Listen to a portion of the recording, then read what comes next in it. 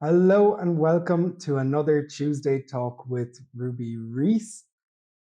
We are delighted to be starting off February with a really interesting guest and topic that we'll be kicking off very shortly. We've been running these lives now for a couple of months and we've been learning so much. I think Suzy has joined.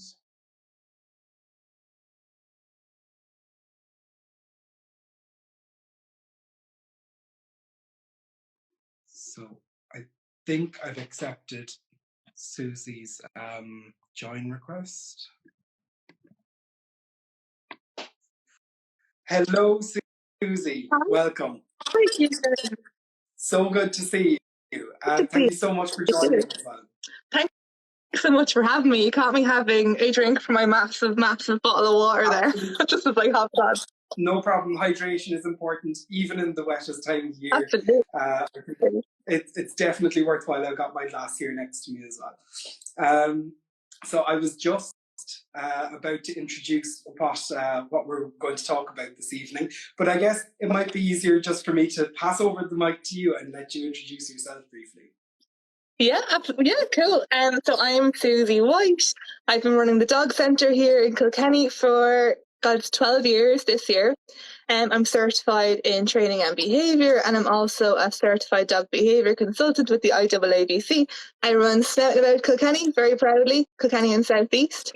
And I'm going to be talking.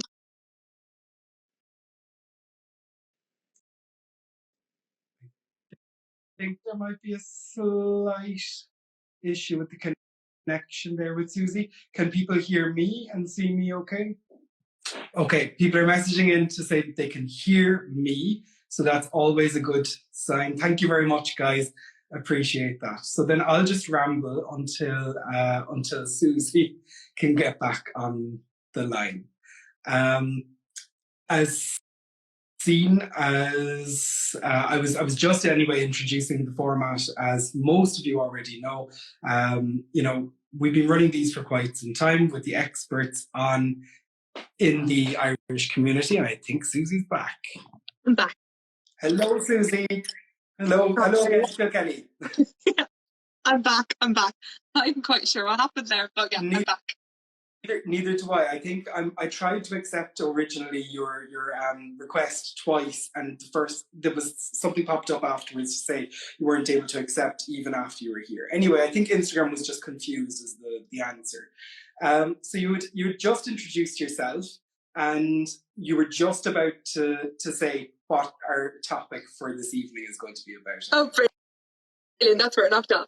So our topic is guardian and giant breeds, which is super exciting. Can't wait to get into this. And I suppose as a little bit of background to me, most of people joining in will already know that Ruby Reese is an Irish dog brand set up about 18 months ago. We've been running the talks now for a number of months with the Irish dog community to get that critical information that's out there in our community, but we need to shout about it more so that everybody can hear. And we will be making generalizations during this chat. I think to talk openly, honestly, and in a little bit of an entertaining way, we will be making generalizations that don't always, reflect your situation, your dog, and your needs. So if you do have any concerns, speak to a certified professional. And one of the reasons I'm really excited about this talk, and maybe I'm making a generalization or a faux pas already. I grew up with St. Bernards, and some call them giant breeds. Amazing. So, sorry? Amazing. I love a St. Bernard. They are lovely, but I wonder are they giant breeds? And I think maybe that's where we need to start off. The question is, what even are giant and guardian breeds? And what type of dogs, what types of breeds are included in these classifications? Okay. So yeah, they most definitely are. I think it's fair to say when it comes to our guardian breeds, think presence, think size, think all those gorgeous qualities that we love to see in them, and what makes them such good breed for that original bred purpose that they were bred for, and what genetic qualities they carry there. So yeah, so they have a big presence both personality wise and in their sheer size. So you're dead right. We have the St. Bernards, Bernese Mountain Dogs, Great Pyrenees Mountain Dogs, of course, the Newfoundlands. Everyone knows Ripley, I think, from my Instagram. We have the Rottweilers, we have Great Danes, Dog de Bordeaux. They were originally bred from Mastiffs, very like our Sighthounds. They're one of the oldest breeds known to man, and they were all originally bred from some kind of Mastiff. But if you're confused about what a guardian breed might be, think, would this breed of dog suit to live on the side of a mountain? And then you're probably right. Yes, that's a guard. That would end up being a guardian breed or a giant breed. Very good. Okay, that makes a lot of sense already. So, but they're not your greyhounds, and they're not your I believe they're also not the shepherds, right? Not the shepherd, no. I mean, they are a working breed type. So, like collies and like German shepherds and like white Swiss shepherds, they're obviously working breeds as well, but for different purposes. And Killian, I do believe you had a great example earlier on today, which I said I have to steal that because it was brilliant. What did you say? Come on, it's yours now. You can bring it. So Killian said that the guardian breeds are bred to be the babysitters, whereas the herders and the workaholics, like the collies, are bred to drive the school bus, so maneuver them around, which is brilliant, I think. So I suppose the big difference genetically would be that the guardian breeds are very much for guarding, observing, being sensitive to changes in the environment, watching for potential threats, and guarding livestock at the side of a mountain, or just guarding things. Like the Newfoundland is obviously a guardian breed, but it's more for towing fishing boats and watching things from a coastal line. Whereas the workaholics, like the herders, the collies, and the German shepherds, are bred to spring into action, respond to stimulus, chase and control movement. The guardian breeds prefer to conserve their energy. Not to say that they're lazy, but more so that they'd watch things and then spring into action when they need to. Okay. Yeah, it's definitely the schoolyard teacher, and you can see that I'm part of the problem in the community as well, of us thinking that our dogs are our children. You know, I'm definitely playing into that stereotype. So I do apologize. I know, they are to an extent. You're not wrong there at all, Killian. That's it. And okay, so we've got them coming from Mastiffs, and we got them doing different types of work. Does this, so they are quite different to each other. We do need to kind of look at the Giants and the Guardians as two separate pairs of shoes in a way. Yeah, for sure. Oh yeah, absolutely. Yeah, and I suppose the working breeds need a certain kind of stimulation, and they need to have that mental and physical outlet for their energy. And like I said, the guardian breeds or the giant breeds are more about conserving energy for when they need it most. So if we're looking at how to meet our guardian or giant breed needs, they're not so much about like flirt poles and agility courses and going running or doing even like ball retrieval the way a herder would, because that's again chasing and catching something and retrieving something. The guardian breeds would be more about tug of war and just being involved with the family. They'd appreciate having a wander around somewhere new, like a woodland with you, as opposed to lots of running around and bending and moving around and putting strain on their joints. So yeah. So I've also done a little bit of snooping around in your website, and I saw that man training is a word that's cropping up there. Is this, for example, a type of activity then that's going to get really the guardians going a lot of the time? Absolutely, yeah. Oh my God, that would fulfill their emotional cup in such a lovely way. And particularly because they can be quite a sensitive breed, it meets that need that they observe things from a distance and interact with the environment in a way that they like doing. They're using their most primary senses with their sense of scent, but also because they're a breed for kind of being quite independent, aloof, some might call them, or stubborn, some might say. Man training is a nice way of giving them that independence and learning more about how your dog would interact with the environment in a safe way, and mentally stimulate them without overexerting them. And kind of, it's a nice activity for them to do at their own pace, but that they're still out doing something using their work and drive. Yeah, and I suppose that makes an awful lot of sense then. Like you say, what they were bred to do was to figure out the situation first and then act on it. So that makes a lot of sense then, that they want to understand what's going on in man training and then kind of follow it through. We've got a question which kind of loops into my next bit as well about a lot of giant breeds think they're teeny tiny. We've met Bernese that are certainly like this. I've met loads of Danes that think they can crawl in under kind of a coffee table, and then again, our friend Ruby thinks that she's as big as my sister's Bernese mountain dog. So it's it's what is going on in their heads that they don't all understand their sizes, and where does that come from? It makes them damn adorable anyway. But I mean, I suppose like every dog, they're not particularly bodily aware. Like they're not sure of their actual size. I suppose it's just more evident when they are actually huge, like a 60-kilo Bernese Mountain Dog or a 70-kilo Great Dane. It's just more evident they're not completely aware, and they will think they can crawl under a coffee table and take it up with them. Or God, even I had in a session recently, a Great Dane tried to crawl underneath his owner's legs, and he ended up riding him like a horse for a few seconds. They will do this. I suppose the main thing about them is going back to that genetic component of their breed. Again, they're very, very sensitive. They can be described as neophobic, which would be sensitive to changes in the environment. It's what makes them such good dogs for their original bred purpose, but it can be a little bit harder than if they're particularly sensitive to things happening around them.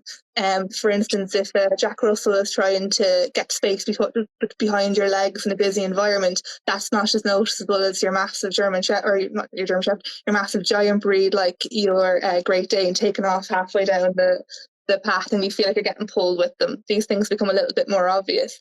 But like any breed, but particularly because of the sensitivities of the giant guardian breeds, they do need that careful socialization, and they need consistency and patterns in new situations and environments to help them cope with these situations. So if you do see them kind of fearful of small dogs or fearful of things they come across like out in the environment, like bin lorries and stuff like that, then they need that little extra bit of space, and they need a little bit of for you to teach them skills to cope with those kind of exposures and things.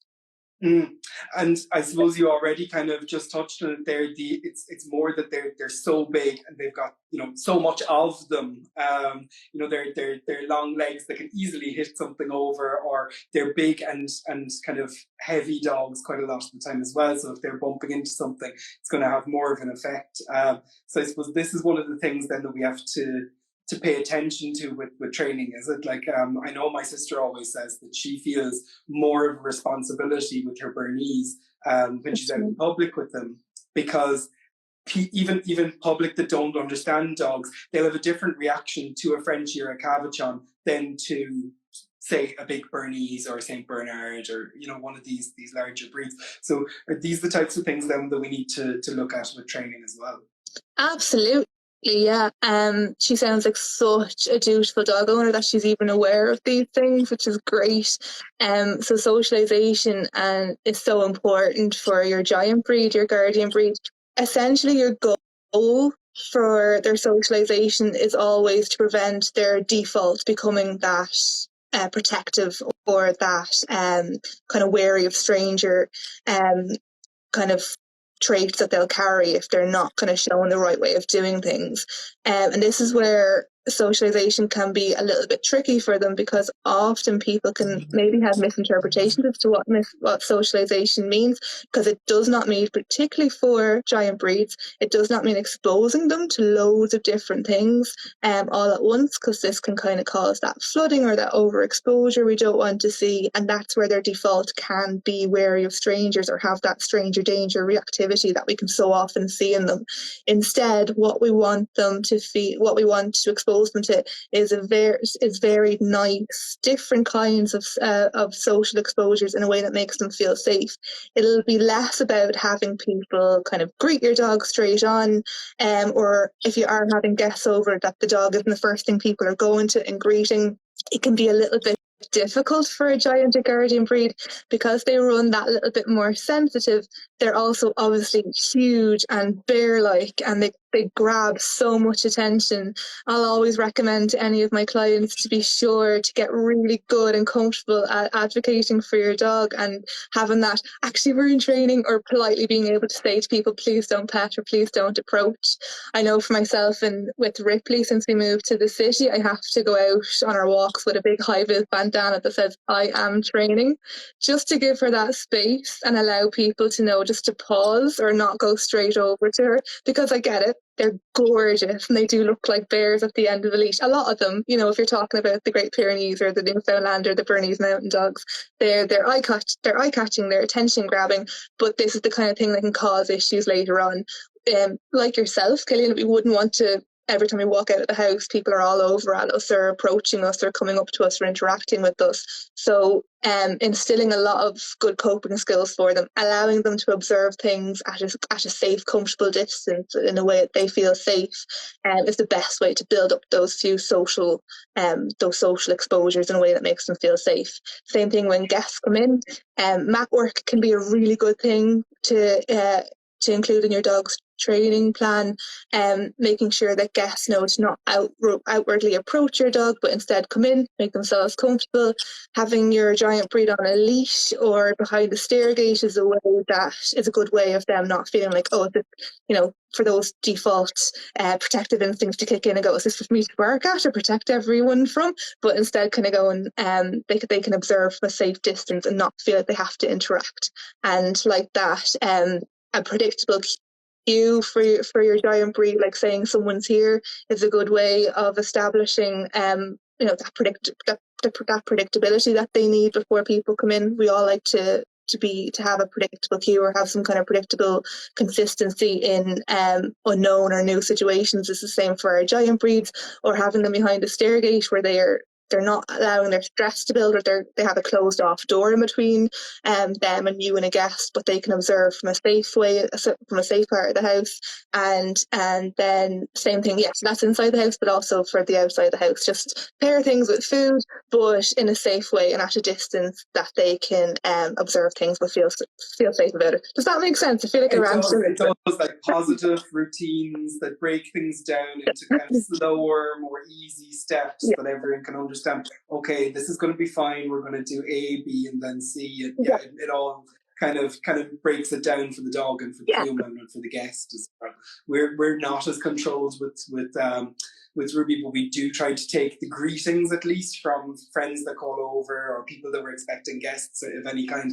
We try to usher them into the living room and away from the front door, so that Ruby knows she's going to be ignored until we're in the living room and she sits down in a specific spot on the mat. It works to the necessity that a 10-kilo Frenchie needs in general. I mean, nobody's perfect, but it works for us, and we have a routine. Exactly. It's the routine. Like, we forget how much we expose our dogs to, always inadvertently and with the best of intentions. But it's important that we go into every situation, particularly for our giant breeds, in a way that it'll make sense to them. Because we do some strange things as people. We ride e-scooters and we come straight up for greeting the dog. We put hands over their heads, and we do all sorts of weird things that to a guardian breed, because they're just so sensitive, they can struggle to kind of regulate that stress response too. So making sure that their default doesn't become that guarding instinct, and that, because this is where we'll see those stranger danger barking, or it's kind of stress response to people and unusual things that they can't quite cope with. Is making sure that everything does make sense, and that the consistency, exactly as you're after saying, Killian, is there. Brilliant. And so someone mentioned earlier, was one of our Bernese owners that's in the chat, mentioned about kids and the unpredictability of kids, and that what can scare even very large dogs. At times it's that they don't understand this unpredictability. So when we've got kids in the home with big giants of dogs, or big guardian dogs that were made for the purpose of looking after little ones of other species,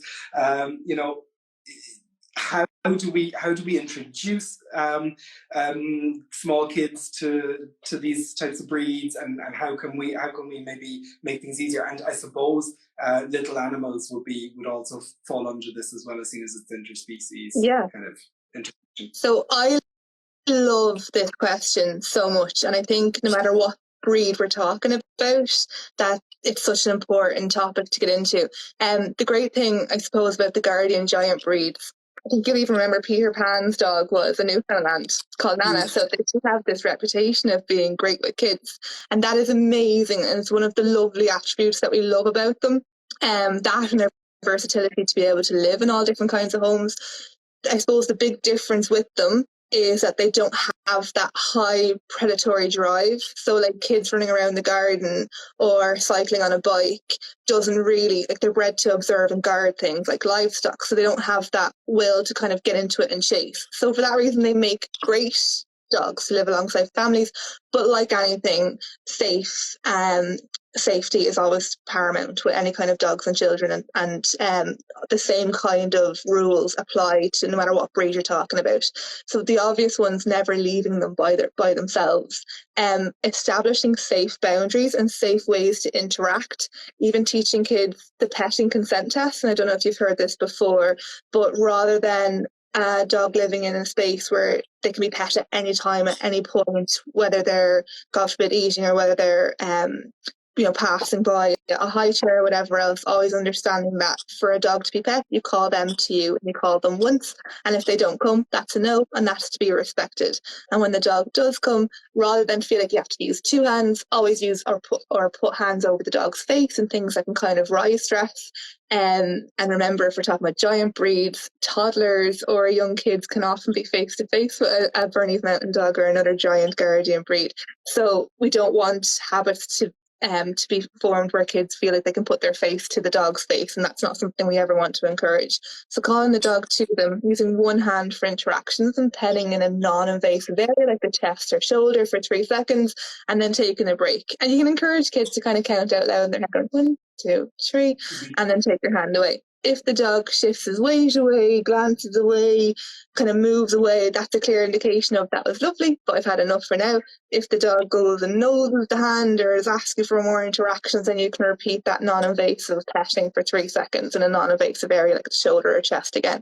And that's a nice way to establish that boundary with kids in a way that makes the dog feel safe, and that the interaction is controlled, that kids aren't at risk of misinterpreting a dog passing them or anything as something to grab hold of or grab and hold or anything like that.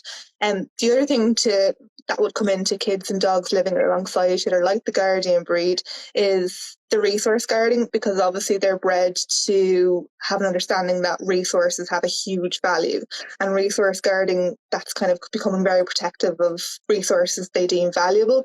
That's having an understanding that they do need a lot of control, like any dog, but just understanding that they can be more prone to some resource guarding behaviours more than other breeds. So understanding that the dog has his safe space, whether that is a bed and a bowl behind the stairgate in the house for feeding times, or just understanding that the dog has a private space, like a large crate or X-pen or something, that he has a space in the house that's his, and that no one comes into this space. We all need a safe space in our living environment. So this will come in great, this will come in handy for dogs and kids living alongside each other, no matter what the breed, but particularly for the Guardian breeds. Like, it's fascinating when you actually step back and think about, we should all know what our breeds were actually bred to do, or what the ancestors of our, today's breeds were bred to do, because it's just opening up so many doors in my brain right now, thinking about what these animals were intended for in the first place, and it makes so much more sense. So thank you for sharing these thoughts. And like, I suppose there's a lot of misconceptions that come along with these breeds as well. Are there any common ones that you can think of for any of the giants or the Guardians? Yeah, I suppose because they're known as cuddlers, that they're going to love everyone all the time, anyone and everyone. But they really do need that consistency and that predictability. So I suppose that would be the big one. And then another one actually that I was thinking of only earlier is because they are cuddlers, just remember that your breed, your guardian breed, is likely going to outweigh you when they're adults. So things like pulling on the leash or taking up the couch as a puppy is going to be something that's quite hard to undo with the behaviour when they're adults. So just keeping in mind that your breed will probably outweigh you and will always be stronger than you. So things like loose leash walking and working on engagement outside the home, and restrictions around solid off cues that you teach your puppy at a young age will probably come in massive benefit then when they're full adults and that they're an 80-kilo dog living in your house. Yeah. No, that makes a lot of sense. And even, I suppose, you've mentioned the word mastiff quite a few times as well. I think, as a group, they've got kind of a bit of a reputation of being a little bit scary for some people as well. So I think, it's worthwhile people sitting down and really thinking about what breeds that they're looking at as well. For sure, yeah. I mean, absolutely.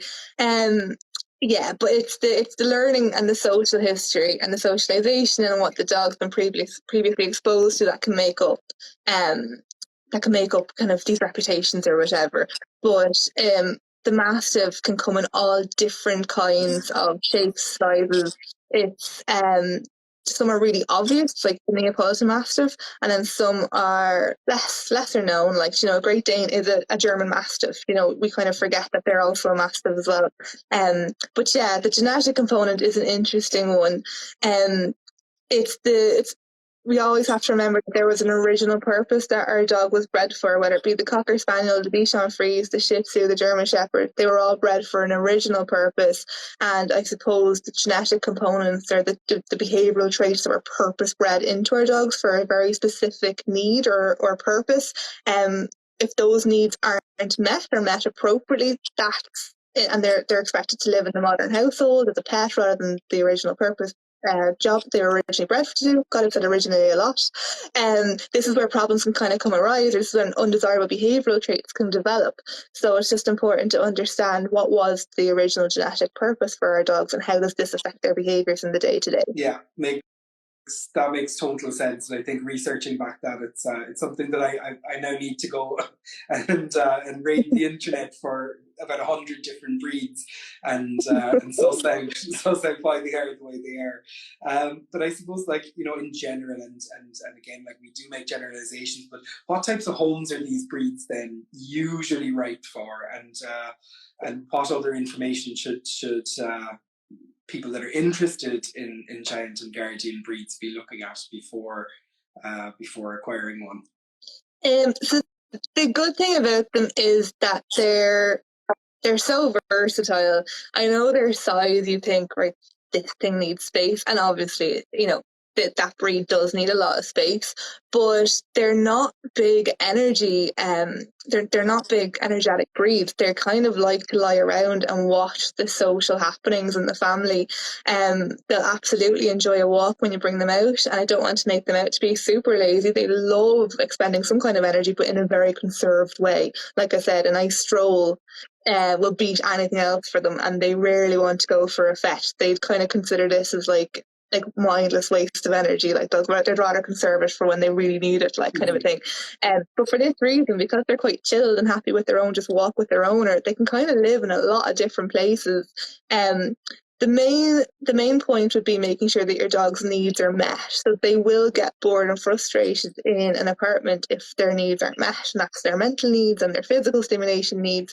But they can, once these needs are met, they absolutely can live in an apartment. Might be a bit cramped depending on some, the size of the apartment, because they are huge, but they are very versatile, to be fair to them. They really are. Yeah, no, absolutely. And it's I suppose, you say about exercising, I think it might be one of the, again, going back to the misconceptions in a way, that the people always say, oh, big dog, you must walk him now for hours and hours every day. And we've had this a couple of times on a couple of these talks, but I suppose it must be all about, getting the balance and the nutrition, everything kind of working together, isn't it, for the dog's needs. That's it, exactly. Yeah. And what else? I just going through my last questions next. I know we're a little bit tight on time, No worries. but like all in all, what types, what could, what types of tips would you give to an owner or someone that's interested in interacting more with these breeds? I suppose I would definitely say speaking to a groomer would be a good idea beforehand. Yeah. Finding a local vet that knows how to deal with these types of dogs. But do you have any other tips that might be interesting? Yeah, so this as well goes for for every breed. But if you are buying from a breeder, source well, look for an ethical breeder. You want HIP scores, you want to meet both parents, you want full health tests, and not just for the parents, but for the full genetic line of the breed. These are breeds that are prone to a lot of heart issues, hip and elbow dysplasia, arthritis from a young age. So it's important that we're not getting a dog that's going to be in pain or have a poor quality of life. So cannot stress enough that it's important that you're not sourcing from an unethical breeder, or a breeder that overbreeds his dogs, but you do want to source from a very ethical breeder. And these can be found by talking to a certified professional. Absolutely, people can get in touch with me after if they want. And so making sure that you have a dog that's huge and that this comes with some health conditions. So just source well. And then on top of that, I cannot stress the proper socialization from a young age, and that it's not overexposing or flooding. These breeds don't, particularly on top of the really, really giant ones like the Newfoundland or like the Pyrenees mountain dogs, they don't bode well in your average dog park, say, because a lot of other dogs will have kind of a weird reaction to them because they're massive. You know, Ripley looks like a massive black bear cloud on the end of my lead when I go walking her. So a lot of dogs can have a weird response to them, and it's important that when you are socializing your dog with other dogs, that you're only socializing with dogs that have a positive social history. So this doesn't lead to a learned history of having stressful interactions with other dogs. Same with daycares and boarders. They have those special requirements, and they cannot be overexposed or flooded to things that could, as I said, have their default behaviour or their default become that seeing new things or seeing new people as potential threats. We don't want that to be their default behaviour. So it's making sure that their socialisation is right. So that's the two main points anyway. I'd say definitely. I was going to say, get started on the right foot is kind of the summary there, like the preparation and just get started right, build yourself up for success. No, it's brilliant. Really exciting. Can't wait now. I'm going to be going out there and finding all the giant breeds to collect them all. and guardians as well. I'll have to buy a ranch somewhere. I know it'll be needed. You're exactly like me. Love my giant breed. Brilliant. Thank you so much for joining me, Suzy. Guys, if you want to go and support and learn a little bit more about what Suzy does, you can find her on Instagram at _Dogcentre, and her website is thedogcentre.ie. If you're not following us already, we're at Ruby Reese Official, and our website is ruby-reese.com. Thank you so much once again, Suzy, for joining and talking about this absolutely massive topic. It's been an absolute pleasure, and I hope to speak with you again soon. Thanks, Killian. Thanks so much for having me. Thanks a million. Bye. Bye.